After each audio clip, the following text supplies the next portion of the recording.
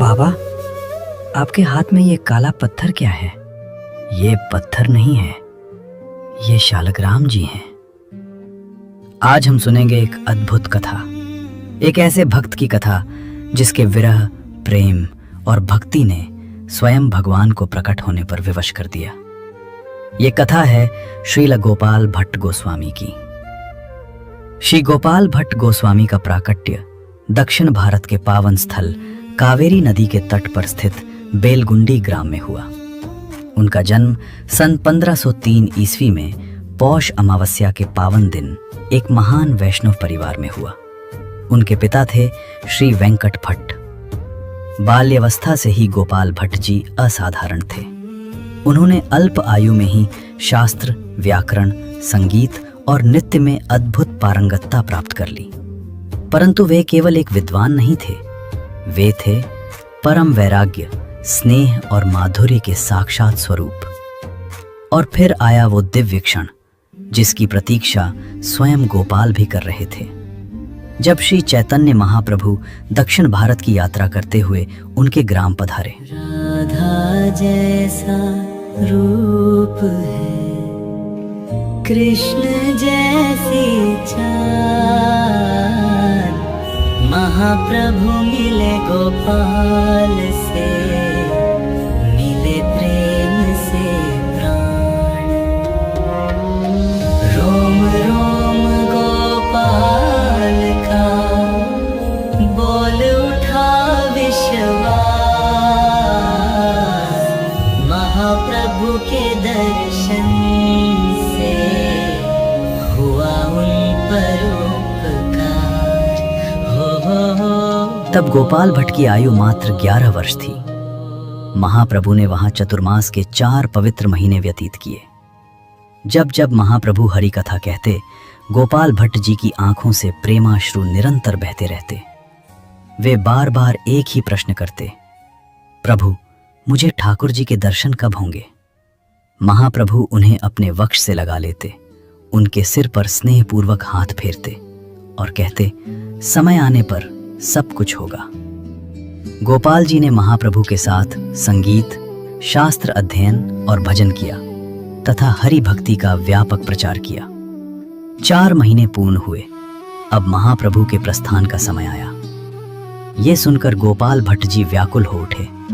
वे दौड़कर महाप्रभु के चरणों से लिपट गए। प्रभु, मुझे भी अपने साथ ले चलिए, मैं आपके बिना नहीं रह पाऊंगा। महाप्रभु ने उन्हें प्रेम से उठाया, अपने हृदय से लगाया और कहा, अभी तुम्हें अपने माता पिता की सेवा करनी है, परंतु समय आने पर तुम वृंदावन अवश्य आना, वहां तुम्हें रूप गोस्वामी मिलेंगे। समय बीतता गया। गोपाल भट्ट जी ने भजन, साधना और शास्त्र अध्ययन में अपने जीवन को समर्पित कर दिया। समय बीतता गया और गोपाल जी 30 वर्ष के हो गए। वे समस्त शास्त्रों में निपुण, ज्ञान से परिपूर्ण तथा संगीत और भजन में अग्रणी बन गए। माता पिता के देहावसान के पश्चात महाप्रभु की आज्ञा स्मरण कर उन्होंने बिना कुछ सोचे, बिना किसी मोह के वृंदावन की ओर प्रस्थान किया। वे चलते नहीं थे, मानो दौड़ रहे थे, हरि बोल का संकीर्तन करते हुए। गांव के लोग पीछे से पुकारते, कुछ साथ ले जाइए, धन, वस्त्र, अन्न। परंतु गोपाल भट्ट किसी की ओर नहीं देखते। उनकी गति इतनी तीव्र थी कि मार्ग में आने वाले पशु पक्षी भी मानो उनके लिए मार्ग साफ कर रहे थे।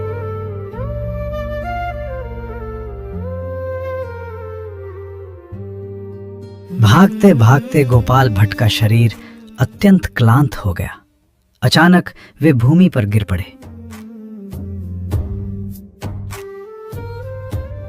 उसी समय एक ब्राह्मण वहां आया। उसने करुणा से गोपाल भट्ट को उठाया, उनके मुख पर जल छिड़का और मधुर स्वर में पूछा, प्रभु, क्या आप कुशल हैं?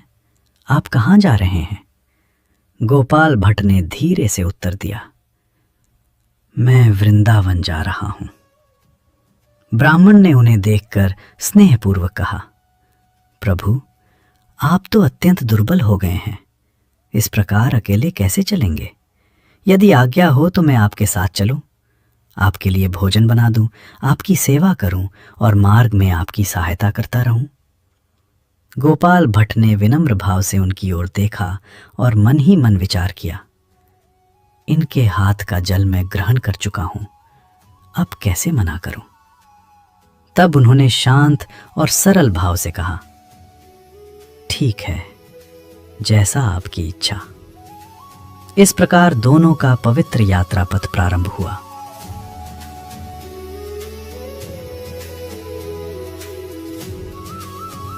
कुछ समय पश्चात गोपाल भट्ट पुनः अचेत हो गए। अचेत अवस्था में एक दिव्य झलक प्रकट हुई, वही ब्राह्मण, परंतु अब श्याम सुंदर स्वरूप, मस्तक पर मोरपंख, अंग पर पीतांबर, नील वर्ण देह से करुणा झरती हुई, मानो स्वयं श्री कृष्ण साक्षात विराजमान हो। क्षण भर में वो दर्शन अंतर्धान हो गया। जब गोपाल भट्ट को होश आया, उन्होंने ब्राह्मण की ओर देख व्याकुल स्वर में कहा, अभी अभी मैंने आपके भीतर श्री कृष्ण के दर्शन किए। वे बार बार यही प्रश्न करने लगे। ब्राह्मण ने शांत स्वर में उत्तर दिया, मैं कोई नहीं, मैं तो आपका सेवक मात्र हूं। गोपाल भट्ट का आग्रह बढ़ता गया। तब ब्राह्मण ने कोमलता से कहा, प्रभु, पहले जल ग्रहण कीजिए। जैसे ही उन्होंने जल ग्रहण किया, वो ब्राह्मण दृष्टि से ओझल हो गया। पुनः जब उन्होंने जल पिया, वो मधुर हो उठा और हृदय में ये निश्चय उदित हुआ, ये वृंदावन धाम है। तभी अंतर्यामी स्वर गूंजा, मैं ही था गोपाल भट्ट, तुम्हें वृंदावन लाने वाला। ये सुनते ही वे अश्रुधारा में डूब गए। मैंने अपने प्रभु से सेवा करा ली और उन्होंने मेरी सेवा की। कुछ समय पश्चात उनका मिलन श्री रूप गोस्वामी, सनातन गोस्वामी और अन्य भक्तों से हुआ। रूप गोस्वामी ने प्रेम पूर्वक कहा, महाप्रभु ने पहले ही संकेत दिया था कि गोपाल भट्ट वृंदावन अवश्य आएंगे। उन्होंने तुम्हारा बार बार स्मरण किया है। तुम्हारे प्रति उनका प्रेम अत्यंत गहन है। इसके पश्चात गोपाल भट्ट वृक्ष के नीचे महाप्रभु द्वारा दिए गए स्थान पर आसन बिछाकर बैठने लगे। वहीं वे ग्रंथ रचना करते और भक्तों को भगवत ज्ञान प्रदान करते। कुछ समय बाद उन्हें महाप्रभु की वाणी स्मरण हुई, शालिग्राम का दर्शन करना मानो हरि का ही दर्शन करना। ये विचार हृदय में उठा, मेरे पास तो कोई विग्रह नहीं, मैं सेवा कैसे करूं? उन्होंने श्री रूप गोस्वामी से निवेदन किया। रूप गोस्वामी ने कहा, शालग्राम स्वयं हरि का स्वरूप है, उनकी सेवा ही पूर्ण सेवा है। फिर श्री रूप गोस्वामी ने स्नेहपूर्वक कहा, आप नेपाल जाएं और वहां गंडकी नदी से अपने लिए शालग्राम लेकर आएं। यह वचन सुनकर गोपाल भट्ट ने क्षण भर भी विचार नहीं किया और तत्काल ही नेपाल की ओर प्रस्थान कर गए।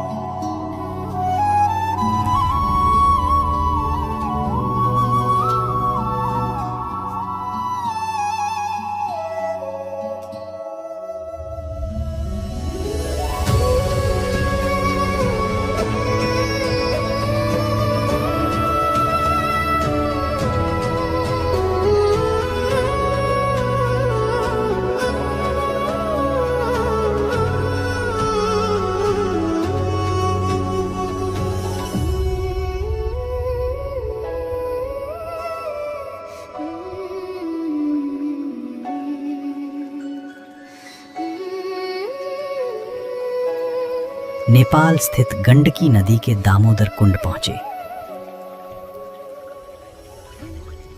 वहां स्नान करते समय उन्होंने 3 बार अपना कमंडल जल में डाला। प्रत्येक बार शालिग्राम प्रकट हुए, परंतु उनके अंतर में अभी वह भाव, वह पहचान जागृत ना हुई।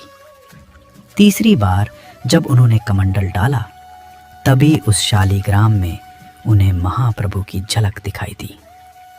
क्षण भर में उनका हृदय पुलकित हो उठा। तभी जब उन्होंने अपने कमंडलों में जल भरा तो आश्चर्य, उसमें पहले से ही 11 अन्य शालग्राम विराजमान थे। वे ऊंचे स्वर में पुकार उठे, गौर हरि, और उसी भाव में विभोर होकर वे नृत्य करने लगे। हरि बोल गाने लगे। वे उन्हें वस्त्र में बांधकर वृंदावन लौट आए और नित्य वृक्ष के नीचे सेवा में लीन रहने लगे। प्रतिदिन वे यमुना स्नान करते, शालिग्रामों को वस्त्र में बांधकर साथ ले जाते। एक दिन एक व्यापारी आया, स्वामी, आपके ठाकुर के लिए वस्त्र बनवाना चाहता हूं, कृपया उनके दर्शन कराइए। गोपाल भट्ट मौन रह गए। मेरे ठाकुर के तो हाथ पांव ही नहीं, मैं क्या कहूं। उन्होंने विनम्रता से मना कर दिया, पर भीतर पहली वेदना जन्म ले चुकी थी।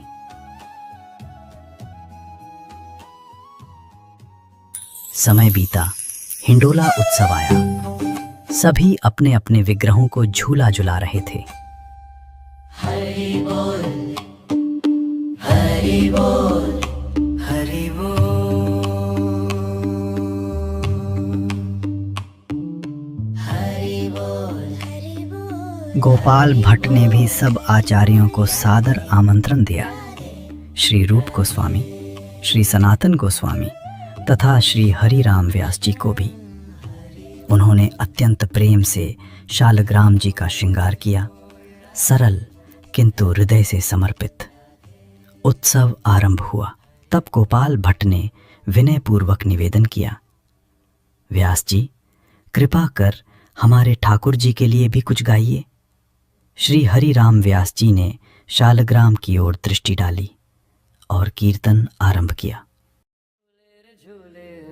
गंडकी नंदन, झूले रे झूले मेरे गंडकी नंदन, मान हो बट्टा कड़ी में भोरे, अंग लगा लो चंदन चंदन, झूले रे झूले मेरे गंडकी नंदन, हाथ न पाए नयन नहीं नाशा, हाथ न पाए नयन नहीं नाशा, ध्यान करत कछु होत आनंदन, ध्यान करत कछु होत आनंदन, झूले रे झूले मेरे गंडकी नंदन। ये सुनते ही गोपाल भट्ट का हृदय कांप उठा।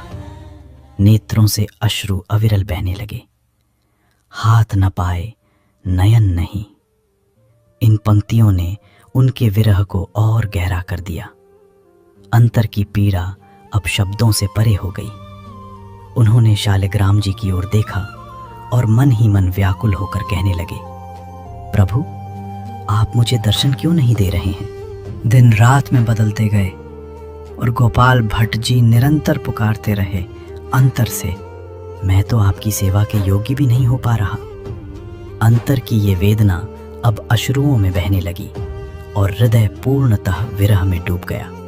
प्रहलाद के लिए आप स्तंभ से प्रकट हुए, मेरे लिए भी कहीं से भी आ जाइए मेरे ठाकुर।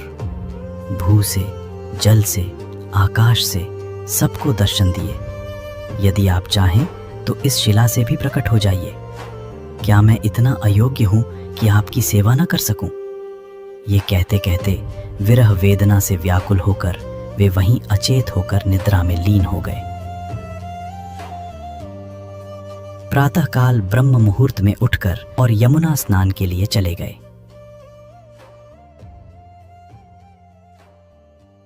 स्नान कर जब वे लौटे तो उन्हें अनुभव हुआ कमंडल कुछ अधिक भारी हो गया है। अपने स्थान पर आकर जब उन्होंने वस्त्र खोला